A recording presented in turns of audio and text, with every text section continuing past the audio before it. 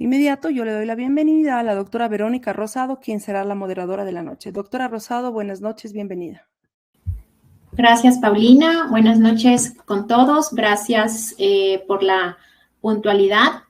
A nombre de la Sociedad Ecuatoriana de Endocrinología, Núcleo Pichincha, les extendemos una cordial bienvenida a nuestro segundo día de simposio a propósito del Día Mundial de la Diabetes y con nuestro lema mundial, educar para proteger el futuro.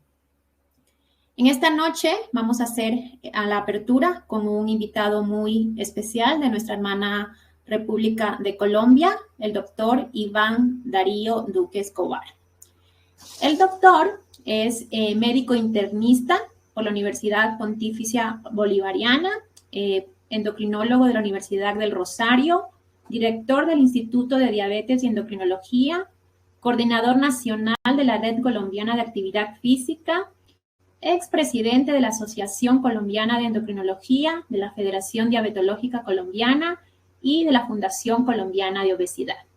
Él nos va a exponer un tema realmente apasionante para todos los que nos dedicamos a la endocrinología y diabetes, metformina desde su síntesis hace 100 años hasta hoy. Bienvenido, doctor. Buenas noches a todos mis apreciados amigos de la patria hermana Ecuador. Agradezco a la Sociedad Ecuatoriana de Endocrinología y muy especialmente a la doctora Rosado que hizo el vínculo para estar con ustedes hoy y para compartir en estos 30 minutos y hablar de un tema interesante, los 100 años de la metformina, algo que mucha gente no lo reconoce realmente. Revisaremos algunos aspectos históricos de esta importante molécula para finalmente hablar de cuál sería el puesto actual de la metformina en el manejo de la diabetes. Hay mucho por hablar, pero toca hablar de solo unos pocos aspectos, quizás los más relevantes, dado el poco tiempo que tengo para hablar.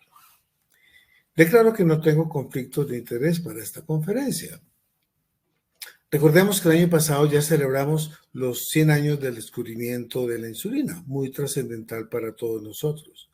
Pero hoy les vengo a hablar de otra molécula, pienso que igualmente muy importante en la historia de la medicina, y es acerca de la metformina, lo cual para este año, 2022, se cumplen 100 años de haberse sintetizado por primera vez.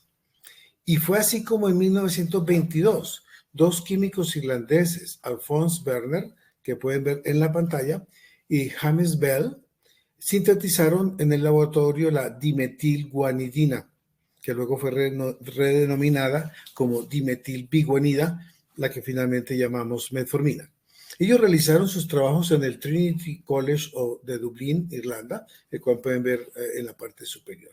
Igualmente pueden ver acá la publicación de sus hallazgos. Por supuesto, ellos ni nadie en esa época supieron del potencial terapéutico que tenía dicha molécula.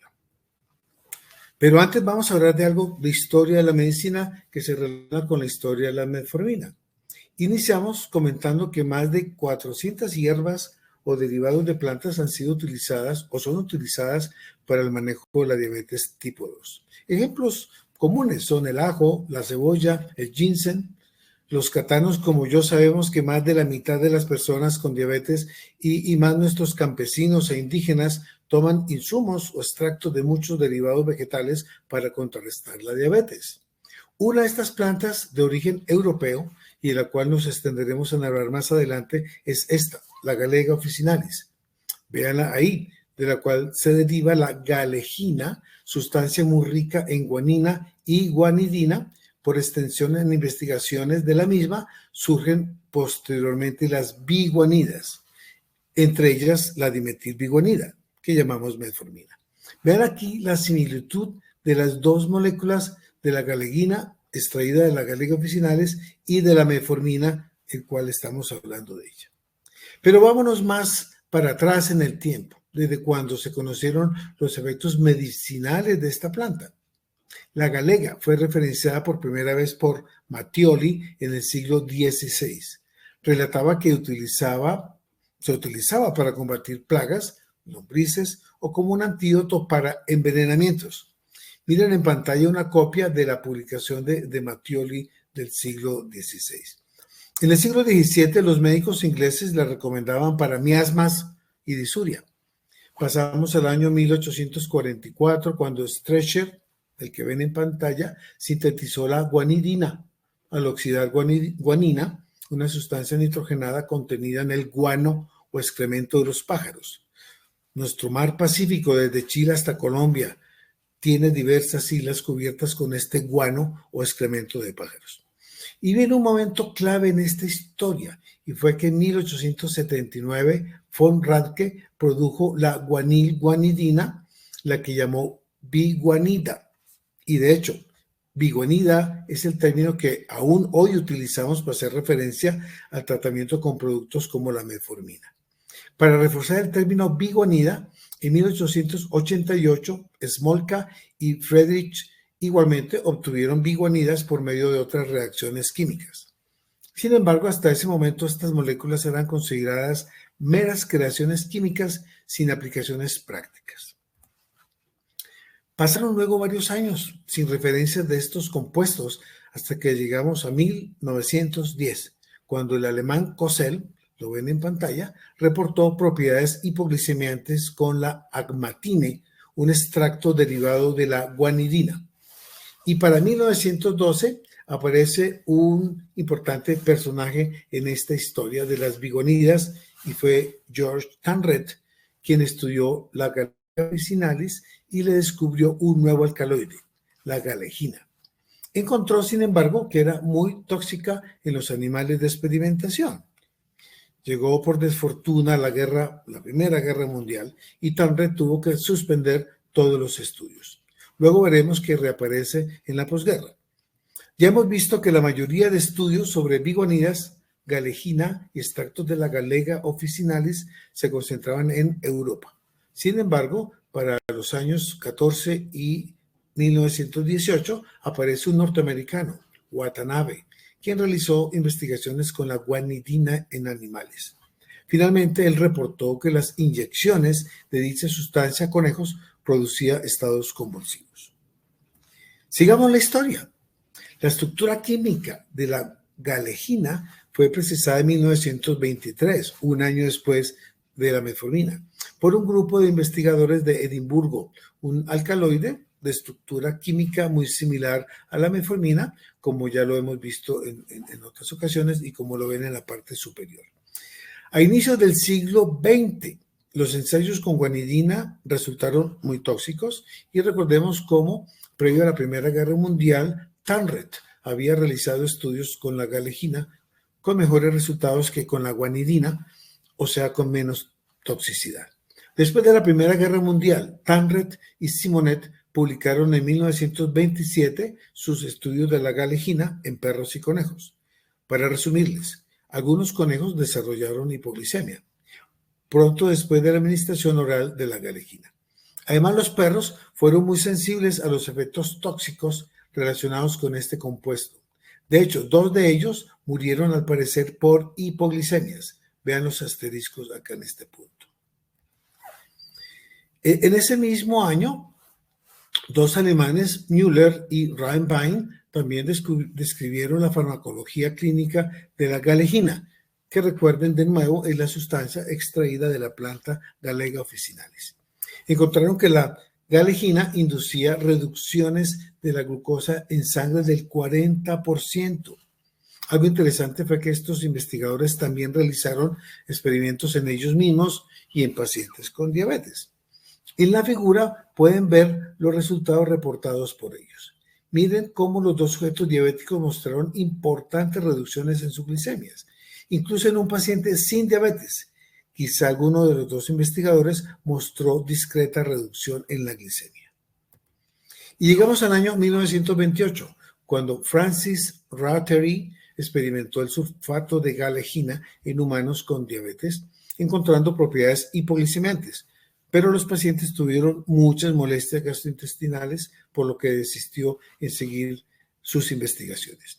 Recuerden este nombre, Raftery, pues lo nombraremos más adelante. Y en 1929 hubo otros 2 reportes, uno de Slota y Shesche, quienes evaluaron la acción en animales de 9 biguanidas y concluyeron que la dimetilbiguanida, o sea, la metformina, era la más efectiva, pero realmente no dieron muchos detalles de su evaluación. El segundo reporte del año 1929 fue el de Hess y Tauman, quienes describieron evaluaciones biológicas de varias biguanidas en perros y conejos. Como verán en la tabla con la flecha azul, la dimetilbiguanida, repito, la metformina, fue la más efectiva en disminuir la glucosa, con descenso hasta de un 44%. Sin embargo, este estudio no repercutió en el mundo académico del momento. También tenemos que reseñar en esta época de la posguerra, fueron estudiados otros derivados de las guanidinas. Dos de estos fueron unas diaguanidas conocidas como la sintalina A y B, que de hecho lograron ser comercializados para uso clínico, pero por poco tiempo por sus efectos adversos secundarios. En Canadá, por ejemplo, en 1929, Rabinovich evaluó otro compuesto, la butilaminguanidina, llamada también allá Sintalin. Miren la presentación comercial de esa época del producto en cuestión. Sin embargo, la Sintalin produjo muchos efectos adversos y fue retirada rápidamente. Tengan en cuenta algo interesante y muy importante. Estos estudios preliminares representaron los primeros intentos para caracterizar medicamentos orales que no fueran plantas ni extractos en humanos, incluso mucho antes que las sulfonilureas que aparecieron fue en los años 50. Igualmente, consideren que la mayoría de estos productos eran derivados de la guanidina y emparentados con la metformina. Sigamos esta interesante historia. Por un tiempo se paran los estudios con las biguanidas y para colmo sobreviene la Segunda Guerra. Pasada la guerra aparece un estudio muy peculiar. Aquí lo ven, el doctor Eusebio García de Filipinas, a quien vemos en pantalla, quien comenzó a prescribir una sustancia llamada flumamine como analgésico y antigripal durante una epidemia de gripa. Ojo, este medicamento es nada más y nada menos que la misma metformina. De forma llamativa, García describió algunos síntomas molestos en los pacientes que al parecer correspondían a hipoglicemias. Pero, como diría Pasteur, en el campo de la observación, el azar solo favorece a la mente preparada. Y esto lo traigo a colación puesto que en 1956 el francés John Stern revisó los experimentos de García con el flumamine. Y él, sabiendo que era la mismísima metformina y a su vez una biguanida, concluyó que los síntomas de los pacientes que él describía probablemente eran hipoglicemias. Y Stern, ¿por qué sabía la metformina? Ojo, vale la pena considerar que el doctor Stern había trabajado previamente con otras biguanidas con Rattery, se los mencioné antes. Y por esto Stern ya conocía lo referente a las acciones hipoglicemiantes de las biguanidas. Y conocía la flumamine. Pasó así a realizar rápidamente estudios de dicha molécula con animales y humanos para luego en 1957 hacer su primera publicación de la metformina como un agente oral antidiabético para el manejo de la diabetes. Por esto el doctor Stern es considerado el descubridor de la metformina. Por favor, tengamos en cuenta que tuvo la maravillosa colaboración de la farmacóloga Denise Duval, quien también trabajaba con él en los laboratorios Aron de Francia, donde fueron realizados dichos estudios. Por fortuna, después de su presentación inicial de la molécula en un congreso de diabetes en 1958, muchos le siguieron el paso a Stern, y así vemos que un año después, 1959, los doctores Azerat y Lubetsky, franceses amigos de Stern, publicaron el primer gran estudio clínico con 88 pacientes. En la gráfica podemos ver que se lograron mayores éxitos terapéuticos con la metformina en la mayoría de 50 años versus en los menores de 50 años. Probablemente muy relacionado a que habría más diabéticos tipo 2 en el grupo de mayor edad.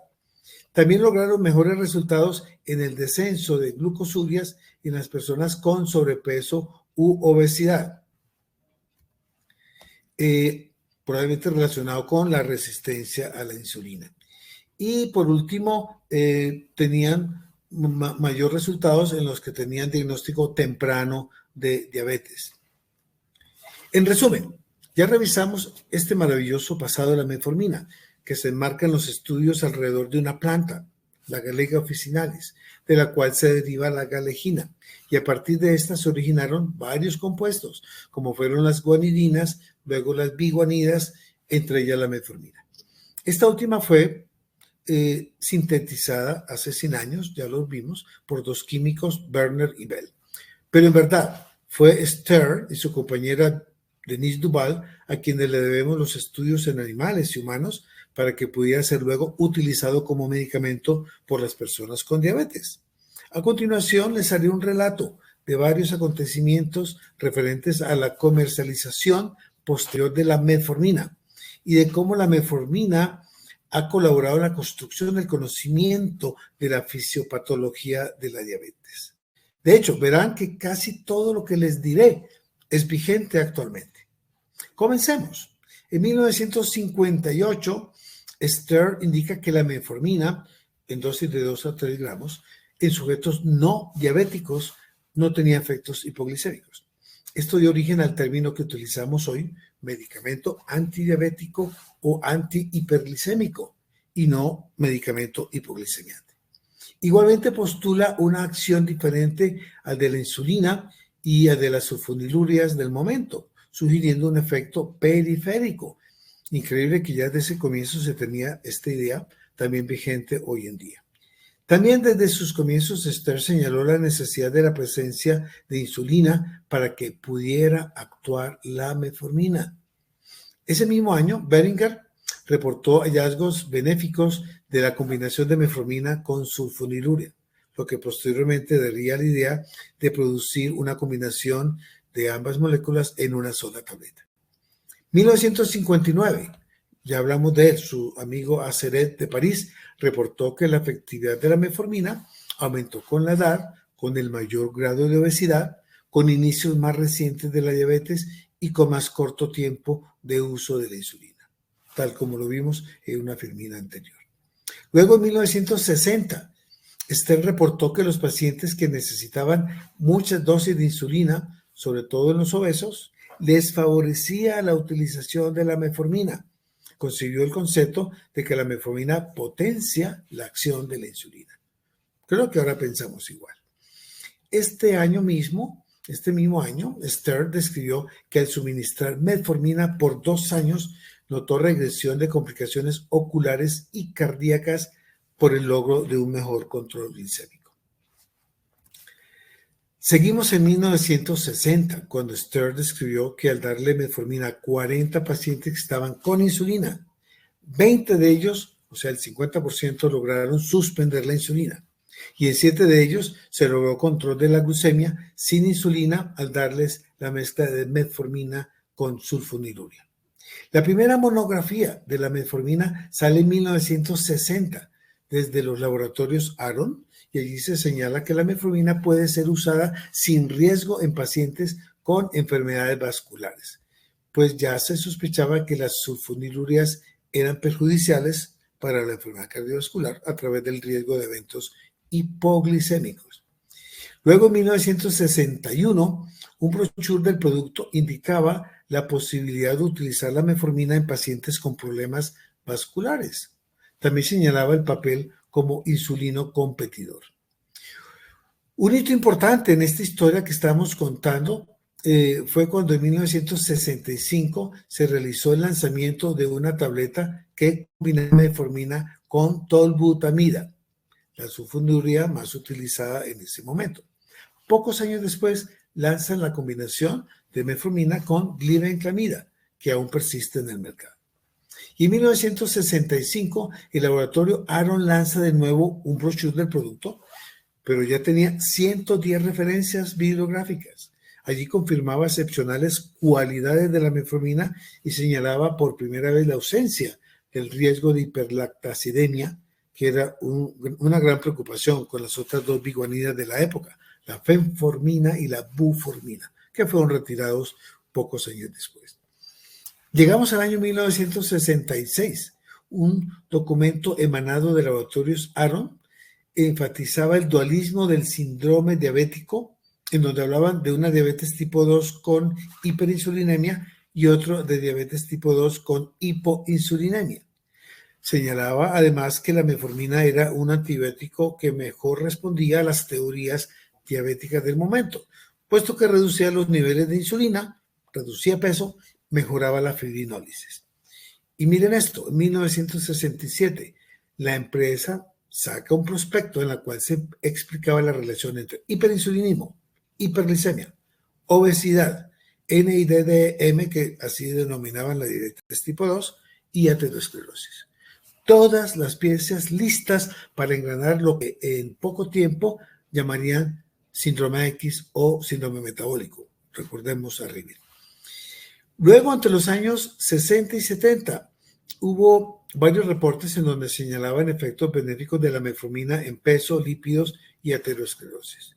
Fue así que para los años 70, Pierre Lefebvre, a quien conocí, recomendaba la metformina para los individuos obesos y la sulfonilurea para los pacientes con peso normal.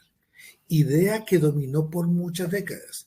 De hecho, las guías colombianas y de la ALAD de los años 90, finales de los años 90, fueron dominadas por esa forma de tratar a las personas con diabetes. Pasamos ahora a los años 70 y 80 del siglo pasado. Fue muy crítico para la metformina una publicación en el año 1971, el estudio UGDP, Programa de Diabetes del Grupo Universitario, en la que demostraron que la tolbutamida y la fenformina, otra bigonida de esa época, producían más muertes cardiovasculares que los que estaban con placebo. Por fortuna para la metformina, en esa década se entendieron mejor los conceptos de resistencia a la insulina por la obesidad, en especial por la grasa abdominal, y el papel que tenía la metformina sobre la resistencia a la insulina. Viene algo crucial y muy importante para la metformina. En 1977 se inició el estudio UKPDS, el estudio prospectivo sobre diabetes realizado en el Reino Unido, en donde uno de los brazos de tratamiento era de pacientes obesos con metformina. Enseguida veremos sus principales resultados muy favorables para la metformina. Llegamos al año 1984, cuando Campbell, un influyente diabetólogo de esa época, en una revisión de casos de pacientes que recibían metformina o glibenclamida, concluyó que la mortalidad por causa cardiovascular fue baja y que el riesgo de mortalidad no fue significativa comparando ambos medicamentos. Estos resultados menguaron un poco los temores originados con el estudio UGDP que les mencioné anteriormente. Para esta historia quise incluir a Riven con su descripción del síndrome X, que luego denominamos síndrome metabólico. De alguna manera, esto promovió más la idea del manejo de la diabetes tipo 2, muy asociada a resistencia a la insulina con metformina. Ese año también se publicó el estudio Big Pro, en donde se demostraba que la metformina tiene un efecto positivo sobre la reducción de peso, sobre la insulina y la glicemia basal, y de nuevo sobre la fibrinólisis. Llegamos al año 1977, cuando finalmente se publicaron los resultados del UKPDS. Esta fue realmente la gran tabla de salvación de la metformina, dado que demostró que no solo era muy efectiva en el control de la diabetes en personas con obesidad, sino que disminuía la probabilidad de desarrollar complicaciones microvasculares e infarto del miocardio, aunque este último hallazgo resultó muy en el límite de la significancia estadística. Vale la pena señalar que 10 años después, como ven en la gráfica, se demostró que la metformina sí fue efectiva y de forma significativa para reducir el riesgo cardiovascular. Y así fue como desde 1998 en adelante, la comunidad científica, asociaciones científicas, los consensos, muy en boga durante esos años y actualmente, empezaron a posicionar a la metformina como la primera opción terapéutica para la diabetes tipo 2. ¿Y qué hablar acerca de la metformina en prediabetes? Pues en el año 2002 se presentaron los resultados del estudio DPP y con él se abrió un nuevo e importante capítulo para la metformina y fue su uso en estado de prediabetes.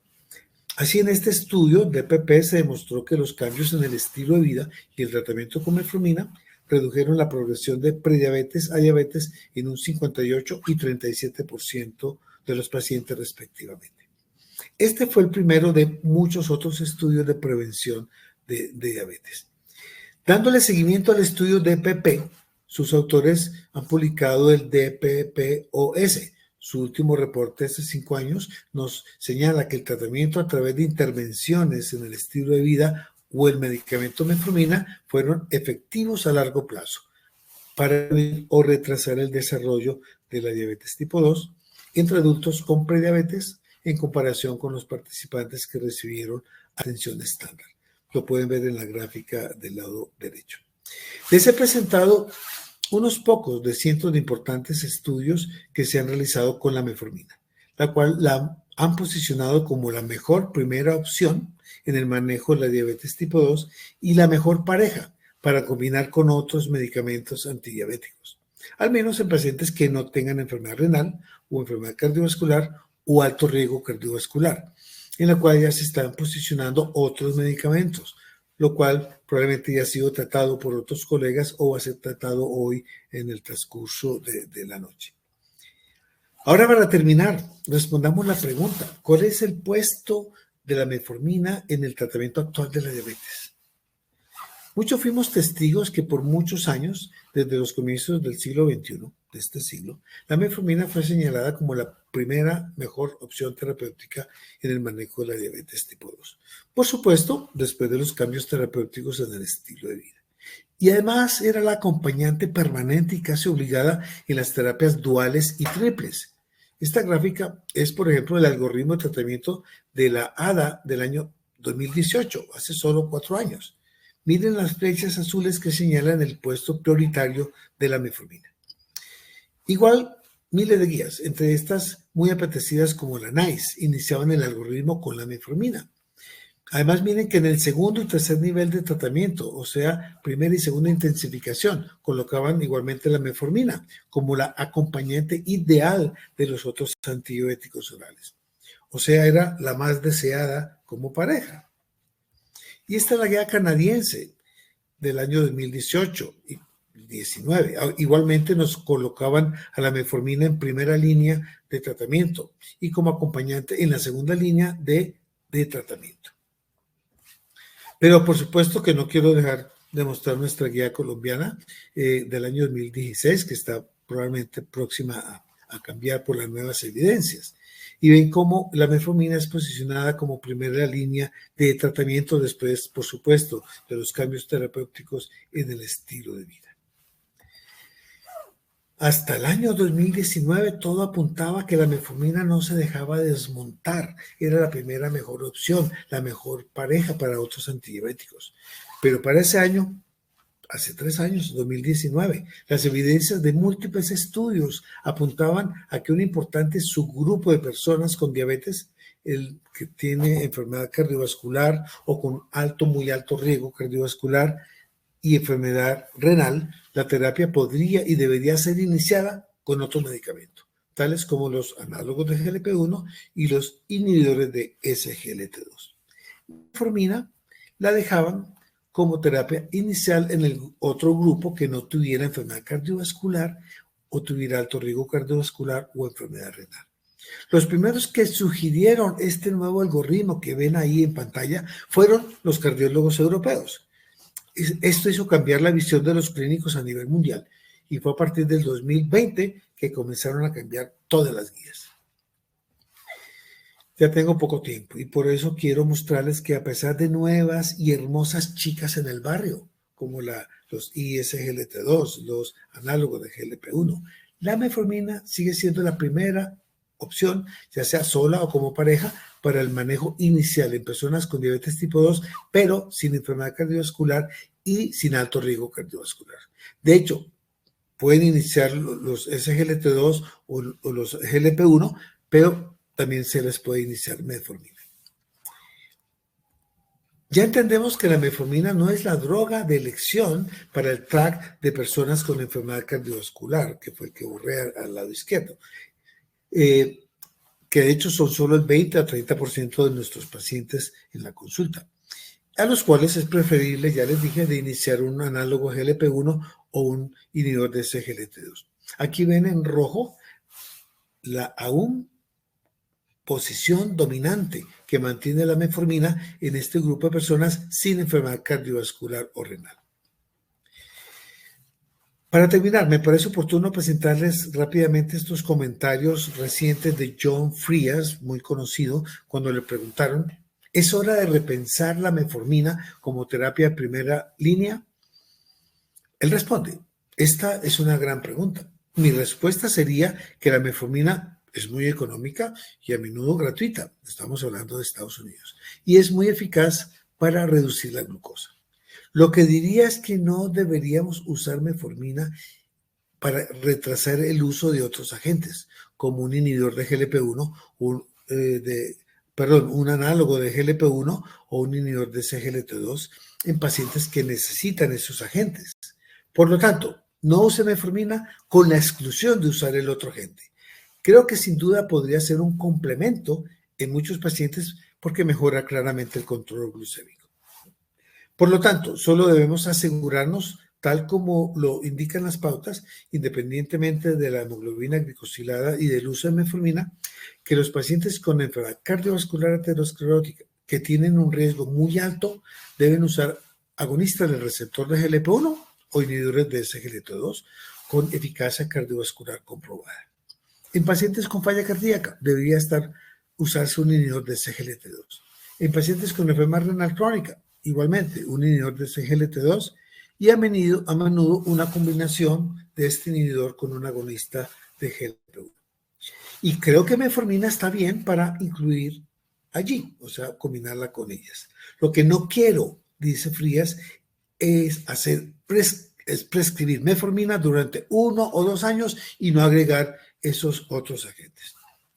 También quiero, ya para finalizar, colocar esto publicado hace poquitos días en Diabetes Care. Dice, en general, para el tratamiento de la hiperglicemia, la metformina sigue siendo el agente de elección en la mayoría de las personas con diabetes, en función de su eficacia para reducir la glucosa, el riesgo mínimo de hipoglicemia, la falta de aumento de peso y la asequibilidad. A menudo, la monoterapia con metformina no será suficiente para mantener los niveles de glucosa en el objetivo.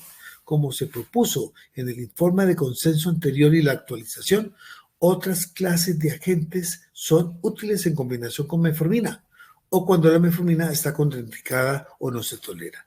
La selección de otros agentes estará determinada por el equilibrio entre la eficacia hipoglicemiante y el perfil de efectos secundarios de los agentes individuales.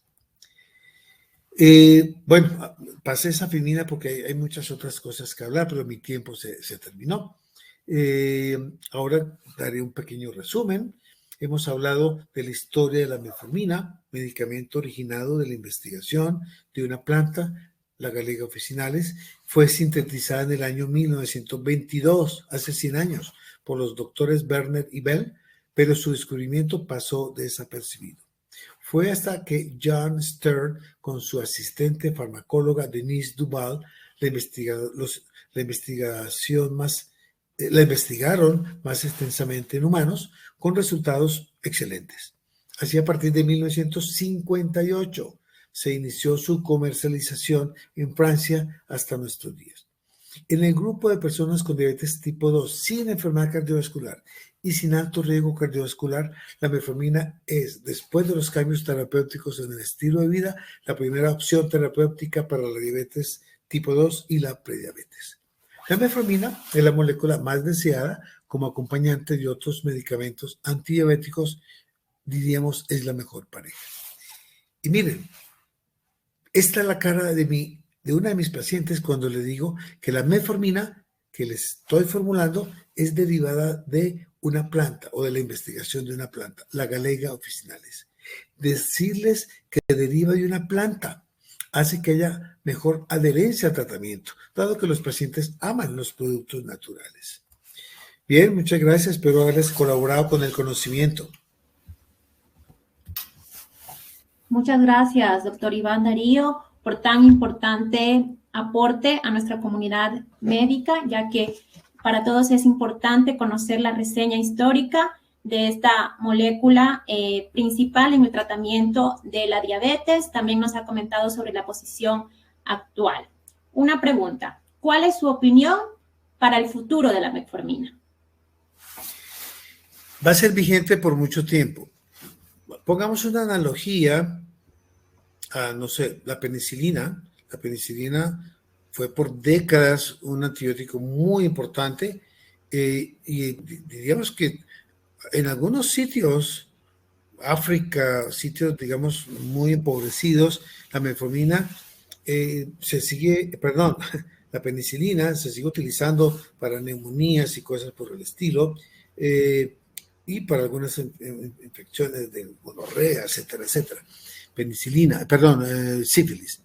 Entonces, fíjate que todavía la penicilina, a pesar de tener más de un siglo de haberse sido también sintetizada y iniciar su uso terapéutico, todavía sigue vigente.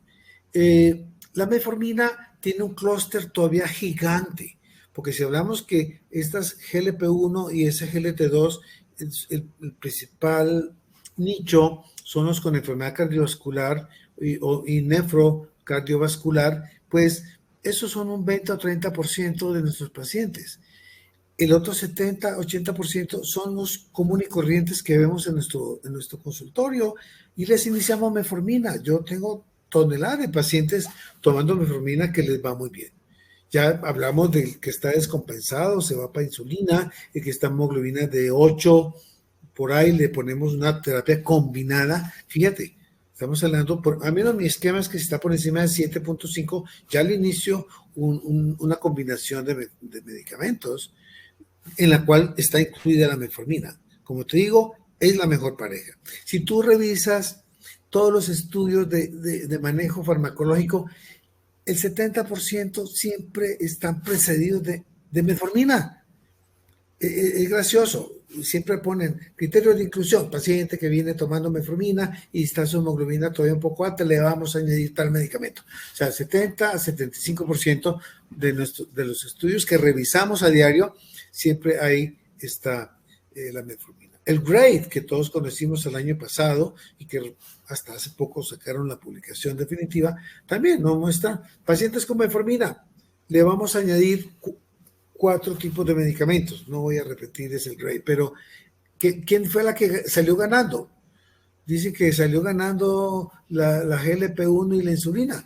No, para mí la que salió ganando fue la metformina, porque tenía que estar utilizada dentro de los 4 grupos de medicamentos.